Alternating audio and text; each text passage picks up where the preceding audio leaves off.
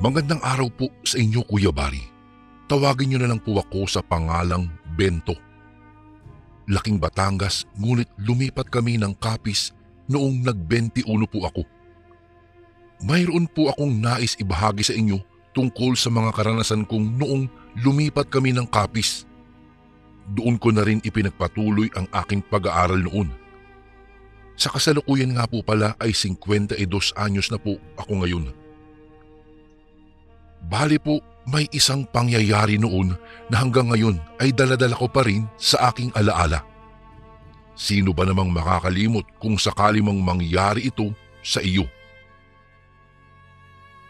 Naghakot na kami ng mga gamit noon ng aking nanay para sa bago naming lilipatang bahay. Medyo may pagkagubat nga lang ang lilipatan namin, ngunit ayos lamang iyon dahil tahimik at walang gulo kapag walang masyadong kapitbahay. May mga kapitbahay rin naman kami noon, ngunit magkakalayo po. Hindi gaya ng dati naming bahay sa Batangas na halos magkakadikit. Doon ko na rin ipinagpatuloy ang aking pag-aaral. Makalipas ang ilang linggo, pauwi na ako galing eskwela. Habang naglalakad ako ay hindi ko maiwasang makaramdam ng takot. Sino ba namang hindi, di ba? Lalo pat mag-isa lang po ako noon. May mga iba't ibang huni rin akong naririnig. Hindi ko alam kung sa ibon ba nanggagaling ang mga iyon o sa mga ibang nilalang na. Opo, noong mga panahong iyon, Kuya Bari, ay naniniwala ako sa mga iba't ibang nilalang gaya na lamang ng mga aswang. Namulat kasi ako sa mga ikinikwento ng aking mga magulang tungkol sa mga kababalaghan. Kaya hindi na po bago sa akin kung sakaling makaengkwentro ako ng isang aswang ngayong gabi. Binilisan ko ng bahagya ang paglalakad ko. Natatakot na kasi ako. May kung anong pagaspas ng pakpak akong naririnig. Tapang-tapangan lang naman ako, pero ang totoo po ay duwag talaga ako. Maya-maya pa ay isang sigaw ang narinig ko. Kung hindi po ako nagkakamali ay malapit lang po iyon sa kinaroroonan ko. Nais ko mang puntahan upang malaman kung kanino nanggagaling ang sigaw na iyon. Pero mas nanaig po sa akin ang takot, kaya naman tumakbo na lang ako ng tumakbo hanggang sa makarating na nga ako sa aming bahay. Nadatnan ko si inay na naghihintay sa akin gaya na rin ng inaasahan ko. Ginabi ka na naman ng uwi at bakit naman humahangos ka? Para ka namang hinahabol ng aswang niyan. Natatawang salubong sa akin ni inay. Naku nay, muntikan nga ho eh. Babiro ko namang sagot sa kanya. O siya, tama na yan. Kumain ka na riyan at ako'y matutulog na. Hugasan mo na rin yan pagkatapos mo ha. Saad ng inay. Nang matapos akong kumain, pumunta na rin ako sa aking silid. Hindi ako makatulog ng gabing iyon. Iniisip ko pa rin, Kuya Bari, ang nangyari kanina. Kanino ba nanggaling ang sigaw na iyon? Ano kayang nangyari sa kanya? Nadulas ba siya? Nahulog sa butas kaya siya napasigaw? Mga tanong sa aking isipan. Kinabukasan, pagpasok ko ng eskwelahan ay sinalubong agad ako ng aking mga kaibigan. Bali po 3 sila, sina Ting, Bokyo at Dena. Babae si Dena, may pagkaasa lalaki nga lang. O Bento, may balita kami sa iyo ah. Salubong agad sa akin ni Bokyo na inakbayan pa ako. Alam mo ba na nawawala yung kapatid ni Daisy na si Mila? Hindi raw nakauwi yun kagabi kaya umagang-umaga pa lang nandito agad yung nanay nila para tanungin sa mga guro kung sino-sino ang kasama ni Mila para mapuntahan nila at baka doon lang daw nakitulog. Kwento naman ni Ting na inunahan na si Bokyo. Ganun ba? Kung ganun, kawawa naman si Daisy. Naku, siguradong mamomroblema na naman siya nito. Pero bakit naman kaya hindi umuwi si Mila? Saan naman kaya yun pwedeng pumunta? Pinag-alala niya lang ang mga magulang niya. Reaksyon ko naman. Siya nga po pala Kuya Bari, si Daisy ay ang babaeng matagal na akong may pagtingin. Gusto ko po siya. Humahanga ako sa kanya dahil sa maganda at maamo niyang mukha. At syempre, dahil rin sa likas niyang kabaitan at sa kanyang pagiging matulungin. Kaya naman lubos akong humahanga sa kanya. Ngunit ang paghanga kong iyon ay hindi ko magawang ipagtapat. Tanging ako at ang mga kaibigan ko lamang ang nakakaalam ng pagtingin ko kay Daisy. Naku, siguro naglayas na yun. Biglang saad naman ni Dena. Napailing-iling na lang sila habang ako naman Kuya Bari ay napabuntong hininga. Habang naglalakad ako patungo sa aming silid-aralan ay nakita ko si Daisy na umiiyak sa ilalim ng puno. Napabuntong hininga muli ako at saka nagdesisyon na lapitan siya. Mahahanap niyo rin si Mila. Babalik din yun. Huwag kayong mawala ng pag-asa. Saad ko at tumabi sa kanya ng upo. Napalingon naman siya. Kilala naman niya ako dahil magka-batchmate kami ng mga panahong iyon. Paano kung hindi na? Baka kung ano na nangyari sa kanya. Nag-aalala na talaga kami eh. Hindi na namin alam kung saan namin siya pupuntahan o hahanapin. Umiiyak pa rin na wika ni Daisy. Pagkuway, tiningnan niya ang kanyang mga kamay kung saan may nakasuot na porselas. Alam mo ba? Binili ito sa amin ni Inay. Tig-isa kami ni Mila. Tuwang-tuwa pa nga siya noon dahil pareho kami na para kaming magkakambal. Nasaan na ba kasi si Mila? Puno ng lungkot ang mukha niya Kuya Bari. Gustong-gusto ko po siyang tulungan pero ano naman ang magagawa ko? Wala din naman akong alam kung saan hahanapin ang kapatid niya. Pero naisip ko noon Kuya Bari, siguro kung makakatulong ako sa kanya na mahanap si Mila, baka sakaling magkaroon ako ng pag-asa sa kanya kung sakaling mang umamin ako ng pagtingin ko sa kanya. Lumipas ang mga oras. Uwian na namin. Dumiretso na kaagad ako sa aming bahay. Ngunit habang nasa daan ako at naglalakad, may napansin akong isang bagay sa damuhan. Nilapitan ko ito at kinuha. Uy, isang porselas. Kagayang-kagaya ng porselas ni Daisy. Paano ito napunta rito? Tanong ko sa kawalan na parang kinakausap ko rin ang sarili ko. Maya-maya pa ay subagi sa isipan ko ang mga sinabi ni Daisy noong magkasama kami. Tig-isa kami nito ni Mila. Tuwang-tuwa pa nga siya noon dahil pareho kami na para kaming magkakambal. Nang maalala ko iyon Kuya Bari, doon ako biglang kinabahan. Hindi ko alam kung bakit. Hindi kaya kay Mila ang porselas na ito? At kung sa kanya nga ito, papaano ito napunta rito? At anong ginagawa niya sa lugar na ito? Bakit siya pumunta rito? Mga katanungan na naman na nagsulputan sa isipan ko. Bigla ko ring naalala ang tungkol sa babaeng sumigaw na narinig ko noong isang gabi. Hindi kaya may kinalaman iyon sa pagkawala ni Mila? O di naman kaya ay si Mila mismo ang babaeng sumigaw na iyon? Ngunit bakit? Sa anong dahilan? At kung siya nga iyon, bakit hindi siya nakauwi sa kanila? Ano ba talaga ang nangyari? Napakarami ng katanungan ang nagsulputan sa utak ko ng mga sandaling iyon Kuya Bari. Umuwi ako ng bahay na puno pa rin ng katanungan sa aking isipan.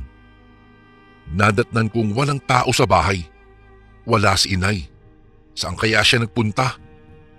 Siya nga po pala. Wala na akong ama Kuya Bari simula nang namatay siya. Sakit po sa puso ang kanyang ikinamatay. Magmula noon ay itinaguyod akong mag-isa ni nanay. Kung kaya't tumungo na lang ako ng kwarto ko at doon ay nagbihis. Paglabas ko ng kwarto ay sakto ding pagdating naman ni nanay. May dala-dala siyang baunan at hindi ko alam kung anong laman. Oh, mabuti naman at maaga kang nakauwi. akala ko ay gagabihin ka na naman.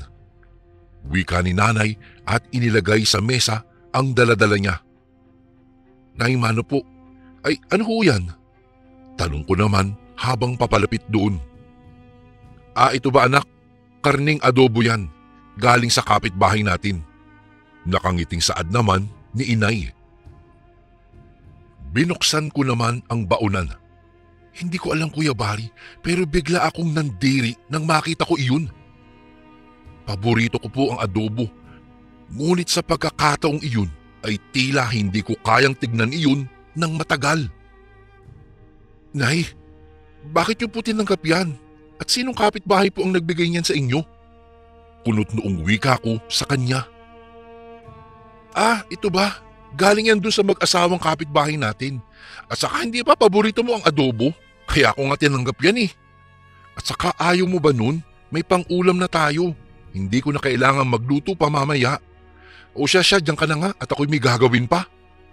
Wika ni inay at umalis na. Hindi na lang ako muling sumagot. Bagkus ay kumuha na lamang ako ng magkaparehas na balde para makaigib na at pagkatapos ay kumain na. Nang sa ganun, maaga akong makapagpahinga. Hindi nagtagal. Kumain din naman ako ng adobong ibinigay ng aming kapitbahay. Wala kasing ibang ulam. Nang matikman ko ito, ay masarap naman. Manamis-namis pa nga yun eh. Siguro yung pandidiring nararamdaman ko kanina ay dahil sa dami lang ng aking iniisip. Ilang araw pa ang lumipas. Hanggang ngayon ay hindi pa rin nila natatagpuan si Mila. Ang sabi pa nga ng iba ay baka raw may masama na nangyari rito o di kaya naman ay patay na siya namang ayaw paniwalaan ng kanyang pamilya. Nang mga panahong iyon, awang-awa po talaga ako kay Daisy. Halos napapabayaan na niya ang kanyang pag-aaral dahil lamang sa paghanap sa kanyang kapatid. Ikinuwento ko na rin nga pala sa kanila ang tungkol sa porselas na napulot ko doon sa may daanan malapit sa amin na kahawig ng porselas ni Daisy. Pero alam mo ba Kuya Bari kung anong naging reaksyon nila? Naisipan pa nila akong pagbintangan sa kabila ng maliit na tulong na ginawa ko. Anya, baka raw may kinalaman ako sa pagkawala ni Mila. At kung ano-ano pang masasakit na salita ang narinig ko mula sa kanila, na maging si Daisy ay napapaniwala na rin. Ngunit ganun pa man, wala po akong anumang hinanakit sa pamilya nila, lalong-lalo na sa babaeng aking sinisinta na si Daisy. Alam kong may pinagdadaanan lamang sila, kaya nila naiisip ang mga bagay na iyon sa akin. Sinabi ko na lamang sa aking sarili, darating ang araw na maiisip niyong mali kayo. Mali ang taong hinusgahan niyo. At dahil po sa pangyayaring iyon Kuya Bari, ay hindi na ako masyadong pumapasok pa ng eskwelahan dahil sa mga tao na kapwa ko pa mismo mga estudyante ang napakabilis manghusga. Ang tanging kakampi ko lamang yata roon ay ang aking mga kaibigan. Pero ganun pa man, nagdesisyon akong wag na munang pumasok. Babawi na lang po ako sa susunod na taon. Hindi niyo po na itatanong Kuya Bari, ako po ay isang sensitibong tao. Masyado akong naapektuhan sa mga pambibintang nila. Kaya dahil po doon, nawalan ako ng ganang pumasok pa. Makalipas ang 2 linggo, bag-isa akong nagtitibak ng kahoy sa katabi ng bahay namin. Panggatong lang. Wala ang inay na malengke po siya. Bagamat nalulungkot rin ang inay sa biglaan kong desisyon na tumigil muna sa pagpasok, ay naintindihan naman daw niya dahil sa mga sitwasyon na baka daw mas lumala pa. Ilang saglit pa, dumating ang matandang babae na kapitbahay namin at kinausap ako nito. "Nasaan ang iyong ina, iho?" Saad nito sa akin. Bahagyang lumapit naman ako sa kanya. Nasa bayan ho namalengke lang. Bakit po ba? May kailangan po ba kayo sa kanya? Magalang ko namang sagot sa matanda. Kung ganon, ay mag-isa ka lang dito ngayon? Sabi nito at bahagyang ngumiti. Oho, bakit ho? Nakaramdam ako ng kilabot ng mga oras na iyon dahil sa pagtitig sa akin ng matanda na ito na hindi ko mawari kung ano ba ang nais ipahiwatig. Saglit pa kaming natahimik doon at nagtitigan lang sa mata. Pagkuway, bigla itong tumawa. Natatakot ka ba sa akin, iho? Wika nito sa akin. Hindi ko naman alam, Kuya Bari, kung ano ang isasagot. Natatakot ako na parang hindi ko maintindihan. Hindi naman gaano katandaan ang matanda. Siguro po kung tatantyahin ko ay nasa siguro 55 anyos hanggang 70 ito. Ho, bakit naman ho ako matatakot sa inyo? Natatawang saad ko.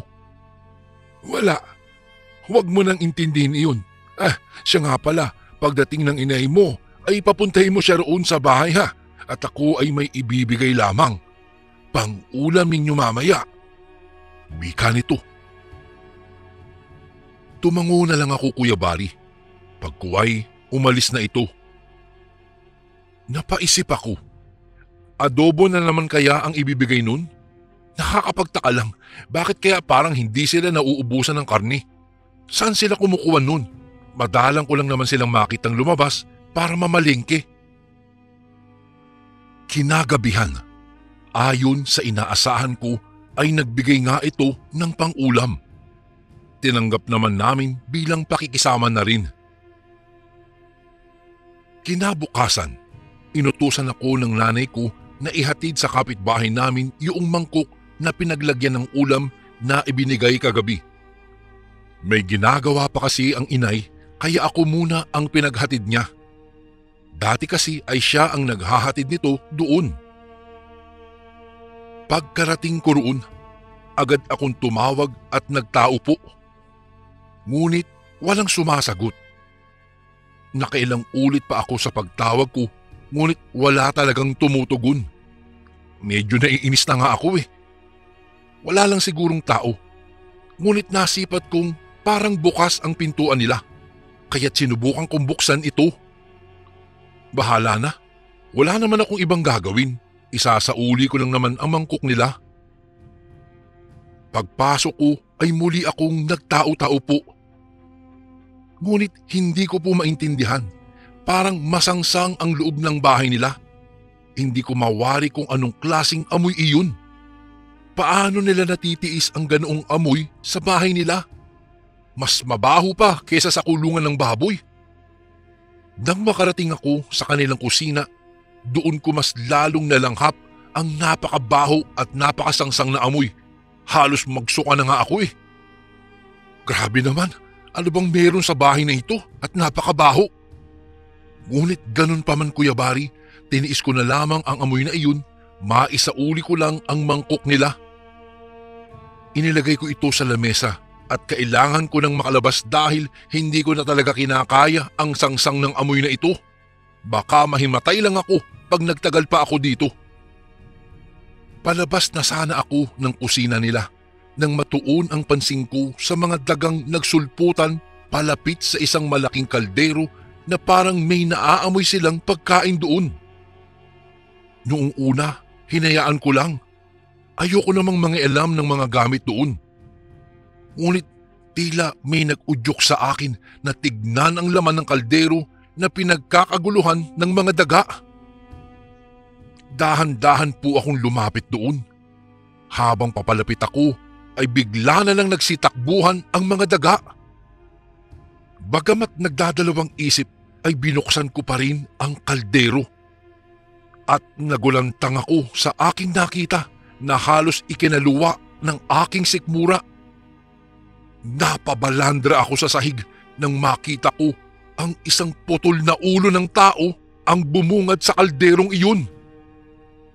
At mas lalo pa akong nagulantang nang makilala ko kung kaninong ulo iyon. Ay, sa kapatid ni Daisy, si Mila. Medyo nabubulok na ito dahil nakababad sa tubig At kasuka-suka rin ang amoy nito. Dahil sa taranta ko ay nasagi ko ang ibang kaldero. Doon bumungad sa akin ang iba't ibang bahagi ng mga katawan ng tao na naaagnas na sa loob ng kalderong iyon. Halos mawindang ako sa nangyayari. Hindi kaya panaginip ito, ngunit realidad ang aking nakikita. Ano ito? Hindi kaya aswang ang matandang yun? Nasambit ko na lamang. Naku, kung totoo man, kailangan itong malaman ng lahat. Kailangan niyang pagbayaran ang ginawa niya. Sambit ko muli. Dali-dali akong napagapang at tumakbo na palabas. Ngunit nang buksan ko ang pintuan ay natanaw ko na ang mag-asawa na nakatira sa bahay na ito, ang matatandang aswang. Sa tingin ko ay pauwi na sila rito. Doon na ako nagsimulang mataranta lalo. Hindi ko alam kung ano ang gagawin ko ng mga sandaling iyon, Kuya Bari. Hindi naman ako pwedeng lumabas ng pintuan dahil tiyak na makikita nila ako.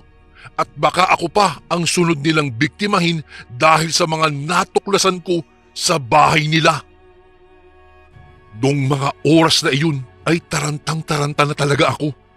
Hindi ko alam kung anong gagawin at kung saan ako pupunta o magtatago. Hanggang sa makakita ako ng pwedeng pagtaguan. Dali-dali akong pumunta roon at nagtago. Ilang sandali pa, nakapasok na sila na may daladalang sako. Hindi ko alam kung anong laman nun, ngunit mayroon iyong mabahong amoy na naman. Nang tumungo sila sa kusina, bumakas sa kanila ang pagtataka kung bakit magulo roon. Bigla kong naalala ang mga nasagi kong kaldero na hindi ko na ibalik sa dati. Medyo may kalayuan ang pinagtataguan ko sa kusina, ngunit rinig ko pa rin ang pinag-uusapan nila at kung ano ang ginagawa nila. May nakapasok rito, saad ng babae habang nakatingin sa magulong mga kaldero. Kung sino man siya, tiyak na alam na niya ang sikreto natin. Kailangan nating malaman kung sino siya. Wika naman ng lalaki na tila ba ay galit na ito. Mga ilang sandali pa, lumakad ang lalaki patungo sa may pinagtataguan ko. Mabilis na kumabog ang dibdib ko dahil sa tindi ng takot na baka makita niya ako. Lalo na nang biglang huminto pa ito sa tapat mismo kung saan ako nagkukubli. Ngunit nawala din iyon nang lumampas ito roon. Kahit papaano, naging panatag po ang loob ko. Pero naisip kong hindi pwedeng naroon lamang ako. Kailangan kong gumawa ng paraan upang makaalis na dito. Mga 1 oras pa siguro ang nakalipas. Wala na akong anumang naririnig na ingay. Hindi ko alam kung saan na sila nagpunta. Ngunit dahil doon ay napagdesisyonan kong lumabas na ng aking pinagtataguan upang makaalis na doon. At noong palabas na ako, nataranta na naman ako pabalik sa aking pwesto kanina nang makarinig ako ng mga yabag na tila papalapit sa kinaroroonan ko. Ang mag-asawa, nagbalik sila. Tahimik na naman ako at halos walang hingahan. Tumigil sila sa may tapat ko habang daladala iyong sako na dala nila kanina noong dumating sila. At sa harap ko mismo, Kuya Bari, inilabas nila mula sa sakong iyon ang putol-putol na katawan ng mga tao. Halos masuka na naman ako dahil sa aking nasaksihan. Inilabas nila at ikinalat sa sahig ang mga lamang loob ng tao. Pagkatapos, inilagay nila ito sa isang malaking kawali at dinala sa kusina na para bang lulutuin nila ito. At hindi nga ako nagkamali. Nilagyan ito ng maraming tubig at mga pampalasa. Isinalang nila ito sa apoy bilang tanda na iluluto nga nila ito. Doon ko biglang naalala ang mga pagkaing ibinigay nila sa amin. Ang karning adobo, kung hindi ako nagkakamali, malamang ay karne ng tao ang adobong ibinigay nila sa amin ni nanay. Halos maduwal ako. Biglang umangat ang sikmura ko at nanlamig ang buo kong katawan. Dahil sa aking naramdaman, ay tila nawalan ako ng malay. Kinagabihan, pagmulat ko ng aking mga mata, ay naroon pa rin ako sa aking pinagtataguan. Nagpalinga-linga ako sa paligid. Tahimik. Hinintay ko na lang silang makatulog upang makaalis na ako. Naghintay pa ako ng ilang oras. Lumalalim na ang gabi. Wala na akong naririnig pang kahit na ano. Malamang tulog na sila. Nagmasid-masid muna ako sa paligid bago ako dahan-dahang lumabas sa aking pinagtaguan. Dahan-dahan akong naglakad doon at sinigurong walang anumang ingay ang makaagambala sa mag-asawang aswang na iyon. Para akong preso na tumatakas sa isang kulungan.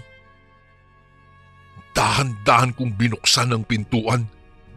Lumalangit-ngit pa nga ito. Halos matawag ko na ang lahat ng santo. Makalabas lang ako sa bahay na ito. Nakahinga na lamang ako ng maluwag, Kuya Bari, nang matagumpay na akong nakalabas sa malademonyong bahay na iyon. Tumakbo na ako ng tumakbo palayo at agad-agad na umuwi sa aming bahay. Nang makarating po ako ng bahay ay agad kong ikinuwento sa aking nanay ang mga natuklasan ko tungkol sa mag-asawang aswang na iyon.